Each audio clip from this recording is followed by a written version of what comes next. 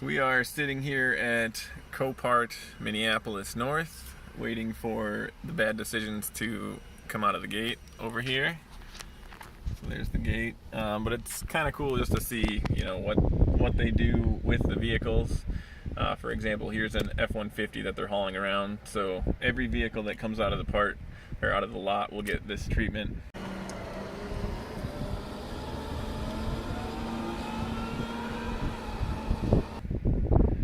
And here we patiently await for what I've purchased. So fingers crossed, hopefully there's not as much murder on the inside. So we'll see. Something's coming out.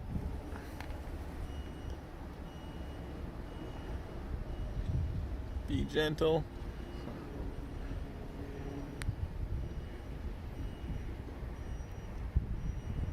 Oh boy. Plastic wrap. I think that's it. It's definitely it.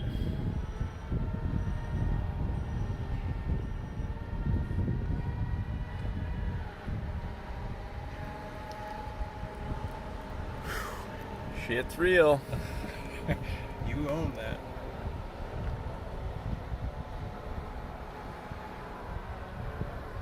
Fingers crossed. Let's go check it out. Alright, so we have some flat tires. We got a little bit more rust than I saw. There's a little bit of a dent in the driver's door there. These are the things that you can't see from the pictures. Body's overall okay. There's no extra charge there. So we're gonna attempt to see if we can drive it. Who knows how that's gonna happen. Oh, the murder seat. Oh, yep, here's the murder seat. Not a lot of blood to start. Yeah, vandalized. Definitely vandalized. That's somebody got it here. Oh, with a dude, knife. Yeah. Yep, so we'll probably have to put an interior in her. Knife sliced as much as they could. So it's actually running. All of the tires have 35 psi. So theoretically it should move. We haven't actually put it in gear yet, but so we had to patch all the tires, which is pretty sketchy, but they at least seem to be holding air, and we're going to monitor the TPMS to make sure. But that is what it is. So we're gonna maybe hit the road and see how far we can make it. We got a full compressor of air, more tire patches, and a spare tire in the back, so we'll see. It's about an hour-and-a-half drive. Wish us luck. Alright, so we actually made it back with the vehicle, and since I didn't actually say it earlier, this is a 2010 GMC Yukon Denali. That's the highest trim level of the GMC Yukon. It's basically equivalent to the Cadillac Escalade of the year. And so we learned a lot so far. It actually made it the whole way, patching the sidewalls of the tires. Even though it was really sketchy, it seemed to work fine. I watched the tire pressure monitoring. None of them ever went down in PSI. In fact, they're all still holding air as we speak. So, things that are actually wrong with the vehicle. All the tires are in different states of terrible, I guess I would say. The front ones are pretty bald. The rear have some sort of tread on them, but they're kind of lopsided a little bit. So it was a little bouncy going down the road. Obviously the back tailgate window here is shattered. So that is somebody broke into the car that way.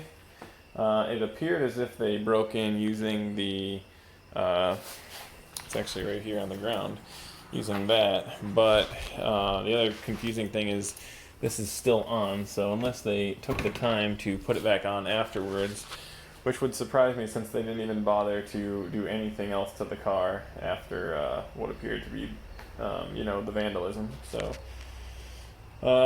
what else? Every seat in the car has rips and tears, and like whoever was on a mission, they just took a knife to every single panel. So it's a little bit sad, especially given how nice the trim is on these seats specifically. But oh, they even did the back of these seats. You can sit in them; they're fine. If I'm gonna drive this, we will have to probably at least put some seat covers over them in the short term. But the main holdup right now is seat belts. So I got to get some new seat belts here, and then a lot of these two front seats, like this one, all the buttons are broken, so it's actually pretty hard to adjust. This is kind of hard to see, but it's actually been smashed in pretty good. Besides that, it's just the interior trim. Like, they just took their knife and they cut the dash, they cut pretty much everything. But how does it run? I mean, it's a 6.2 liter V8 with displacement on demand, so you never know. But it actually ran fairly well all the way here. I was surprised. It's got a lot more power than I expected, so that feels pretty good. That's really the only good thing about it, as I can see right now. But just a quick check, people crash these, could potentially get the interior bits and redo the interior, so that's an option. We're gonna see how it goes from here, but this is my experience going to Copart today and picking up this vehicle that I bought at auction, so let that be a lesson. You gotta expect the unexpected or assume the worst case scenario anytime you're dealing with Copart.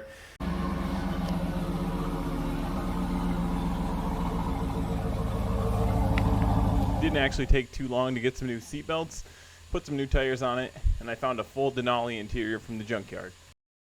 I really dislike this vinyl wrap they use at Minneapolis North Copart. It was very difficult to get this stuff off the car. WD-40 and a plastic razor blade is what I used in the long run, but it took me a long time.